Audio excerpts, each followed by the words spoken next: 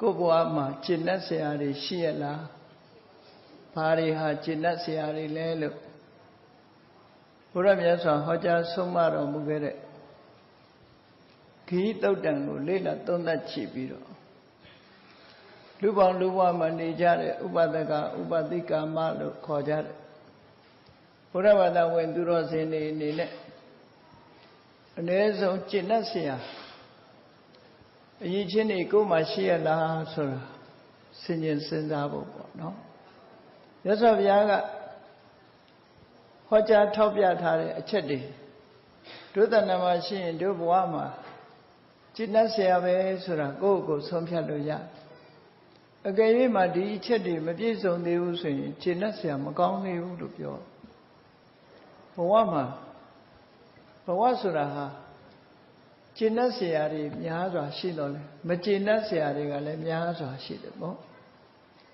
ဓမ္မရှုထောင့်ကကြည့်တဲ့အခါဘဝမှာမကျင့်တတ်เสียတွေကိုရှာဖွေတွေ့ထားဖို့လိုတယ်ကျင့်တတ်เสียတွေကိုလည်းရှာဖွေတွေ့ဖို့လိုအပ်တယ်ပေါ့အဲ့တော့မိမိတို့အနေနဲ့မကျင့်တတ်เสียကောင်းတဲ့ဘဝမှာလူဖြစ်လာကြပြီးကျင့်တတ်เสียကောင်းတဲ့အချက်လက်တွေတို့မှာဘာတွေလိုအပ်တယ်လဲဆိုတာအလေးနဲ့စဉ်းကျင်စဉ်းစားပြီးတော့ကိုယ့်ဘဝပြုပြင်ကြရမှာမြတ်ဗုဒ္ဓရဲ့အဆုံးအမကတော့ mind center တည်ခြင်းလို့ခေါ်တဲ့အတိုင်းစိတ်ကိုဗဟိုပြုပြီးတော့ဆုံးမတယ်အဲ့တော့မြန်မာနိုင်ငံမှာတော့မြတ်စွာဘုရားရဲ့အဆုံးအမတွေအလွယ်တကူနာယူပြီးတော့နေခွင့်ရတော့အလွယ်တကူကြားနာခွင့်ရတဲ့အခါမှာတခါတရံမှာလူတွေမှာအမှတ်တမဲ့ပေါ်များတယ်လို့ထင်ပြီးတော့အလေးနဲ့ထားလိမ့်မရှိကြတာမျိုးကလည်းကြုံတတ်တယ်ပေါ့အဲ့ဒါမျိုးမဖြစ်အောင်တတိထားဖို့တော့လိုအပ်တာပေါ့နေ့တင်ကားတွေမဲ့ဘုန်းကြီးတို့စီမှာဒီပြင်သစ်နိုင်ငံက tourist တို့ရောက်လာတယ်ဘုရားဘာသာနဲ့ပတ်သက်ပြီးသိကျင်တယ်သူတို့သိထားတဲ့အသည့်တွေဟာမြတ်စွာဘုရားရဲ့အဆုံးအမထေရဝါဒအစဉ်အလာနဲ့မကိုက်ညီတဲ့အသည့်တွေသူတို့မှရှိတယ်အဲ့ဒါတွေကိုရှင်းလင်းပြီးတော့ပြောပြလိုက်ရအဲ့တော့လူတိုင်းဟာမြတ်စွာဘုရားရဲ့အဆုံးအမကိုရနိုင်ကြတာမဟုတ်ဘူးမြန်မာနိုင်ငံလူတွေကကံကောင်းလို့ရနေတာကိုရနေသည့်အတွက်ကြောင့်အချို့သောပုဂ္ဂိုလ်တွေကဒါတွေကတော့ရလွယ်တယ်လို့စိတ်ထဲမှာထင်ပြီးအလေးနဲ့မထားဘဲနဲ့နေလို့ရှိရင်အချိန်သာကုန်သွားပြီးတော့ကိုယ်မှအကျိုးဖြစ်ထွန်းမှုအားနည်းသွားမှာဖြစ်တယ်ဒါကိုတော့အလေးနဲ့ထားစဉ်းစားထားတဲ့တယ်ပေါ့တခါတရံကြတော့လူတွေဟာတန်ဖိုးတစ်ခုကိုလွန်မှပဲသိချတယ်ဥပမာမဲ့လူတယောက်ရဲ့တန်ဖိုးဆိုတာလေအဲ့ဒီလူမရှိတော့ဘူးဆိုမှသိတယ်အဲ့သိပြီဆိုတဲ့အချိန်ကျတော့နောက်ကျပြီဘာမှလုပ်လို့မရဘူးအချိန်ရဲ့တန်ဖိုးဆိုတာလေအချိန်ကုန်သွားမှသိကြတယ်အချိန်ကုန်တော့ဘာလုပ်လို့ရအောင်မလဲဘာမှလုပ်လို့မရတော့ဘူးအဲ့ဒါမျိုးလို့ပဲမြတ်ဗုဒ္ဓရဲ့အဆုံးအမတွေအလွယ်တကူသိခွင့်ရပါရဲ့တန်းနဲ့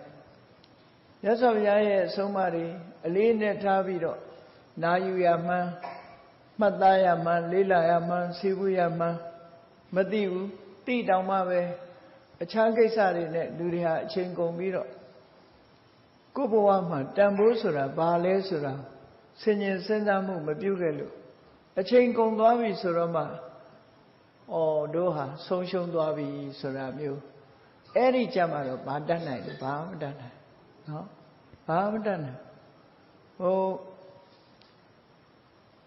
ဒေဝတုတ္တသုတ်တံမှာလို့တတိထားเสียပေါ့ဒေဝတုတ္တသုတ်တံမှာဒီဝေမာတိကကျိတ္တာမျိုးလို့ခေါ်ရတဲ့စတုမာရိနမျိုးလို့လည်းဆိုနိုင်တယ်ပေါ့ယမမင်းကြီးဆိုတာရှိတယ်အဲ့ဒီယမမင်းကြီးကတကယ်သူတော်ကောင်းကြီးငရဲကိုဆွဲချဖို့သူလာနေတာမဟုတ်ဘူး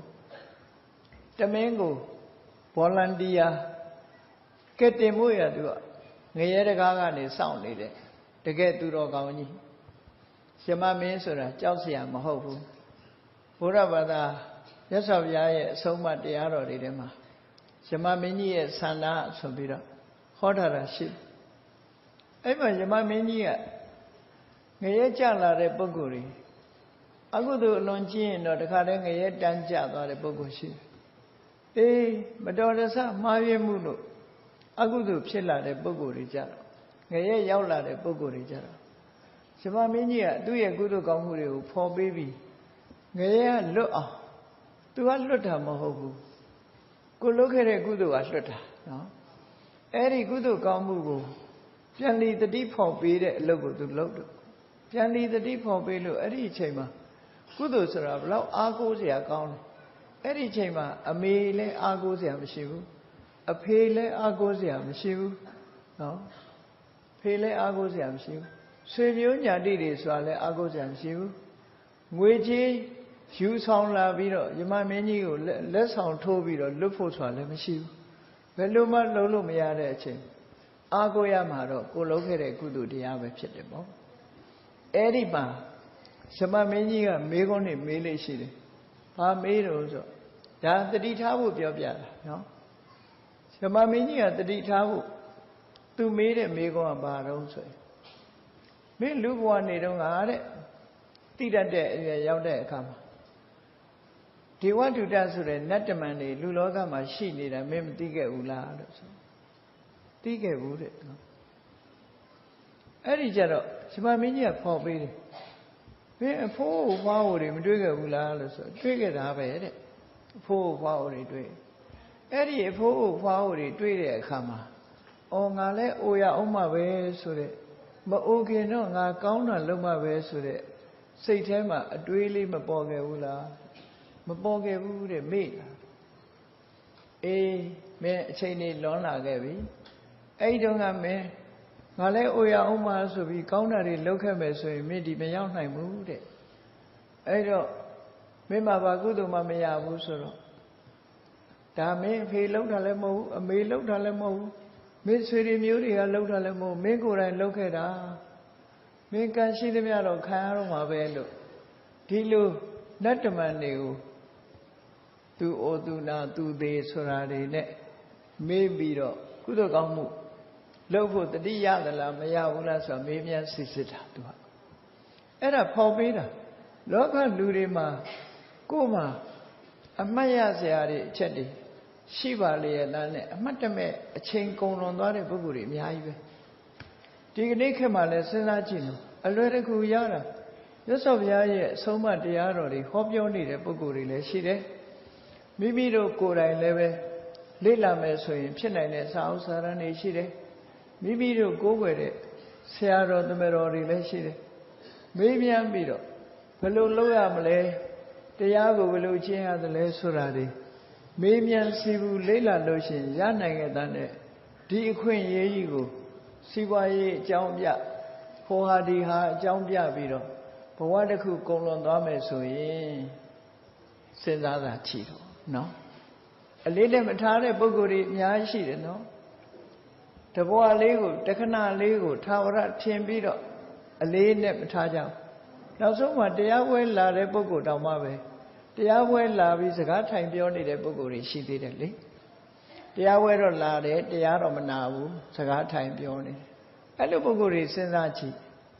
အချိန်လွန်သွားလို့တရားပွဲပြီးတယ်လေသူတို့ဘာရလိုက်ဘာမှမရလိုက်ဘူးအဲ့ဒါကိုကို့မှာတန်ဖိုးမဲ့မှန်မသိဘူးဆိုလို့ရှိရင်တော့ခုနယမမင်းကြီးစစ်တဲ့အချိန်ကြတော့မှမလုပ်ခဲ့ရပါဘူးလို့ပြောရမယ့်အနေအထားမျိုးဖြစ်သွားတယ်တတိကြီးစွာထားတဲ့နဲ့ပေါ့တန်ဖိုးရှိတဲ့အချိန်တွေမှာတန်ဖိုးရှိအသုံးချတတ်ဖို့အမတန်မှအရေးကြီးတယ်ခုလို့ဓမ္မသဘင်ရှင်ကျင့်ပပြီးမြတ်စွာဘုရားရဲ့အဆုံးအမတွေကြားကြရနာကြရတယ်ဆိုတာနိုင်ငံခြားတိုင်းတစ်ပါးမှာနေတဲ့ပုဂ္ဂိုလ်တွေအတွက်မဟာအခွင့်အရေးကြီးကြားတော့မကြားဘူးနော်မကြားဘူးအဲ့မှာဒီလေကအဲ့ဒီပြင်သစ် tourist နှစ်ယောက်ကိုသိကျင်တယ်သူတို့သိကျင်တယ်သူတို့သိနေတဲ့ဘုရားဘာသာကိုသူတို့ယုံကြည်တယ်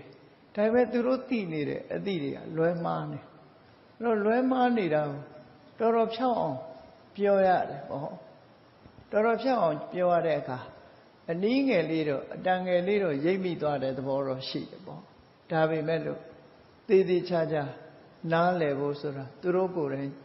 လေ့လာကြရအောင်မှဖြစ်တယ်ပေါ့အဲ့ဒါလို့ဘုရားဘာသာ